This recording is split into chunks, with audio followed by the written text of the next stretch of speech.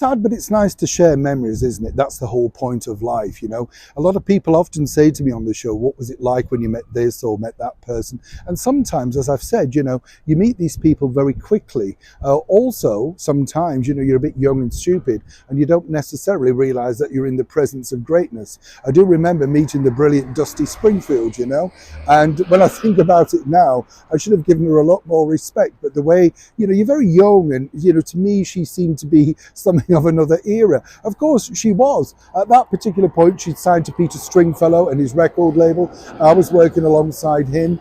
And really, you know, when he said, do you want to meet Dusty? You think, oh, right, okay, you know, you're a bit thick, aren't you? You know what I'm saying? We all have those moments. Years later, you think, wow, sat opposite the brilliant Dusty. Now, of course, there's many stars that I've been lucky enough to meet, and one of my favourite funny people was none other than Dame Edna Everage, of course, portrayed by the brilliant Barry Humphries, who recently had a memorial, rightly so, at the wonderful Sydney Opera House. And what a spectacular night that turned out to be, in a spectacular memorial. You couldn't really get the cream of the coffee of the top, could you? Than a message from His Majesty the King.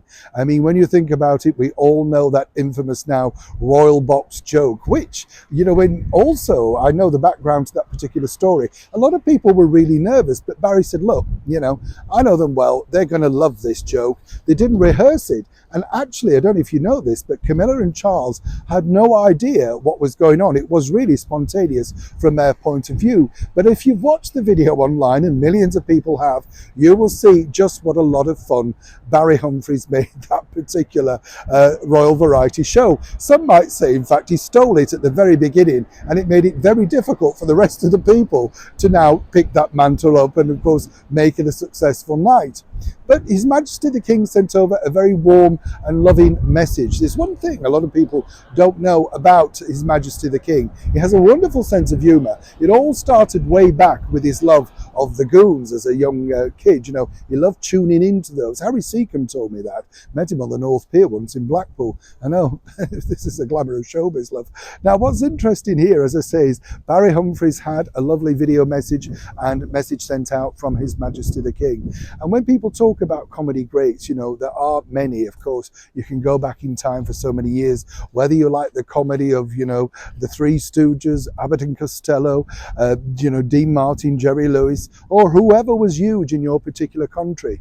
Barry Humphries was very clever. He told me when he first came to the United Kingdom, it simply wasn't taking off. Thanks to being an appearance at the Establishment Club, which was a now infamous sort of comedy event at that point, things started to pick up. But it really was in the 70s that things really did turn around.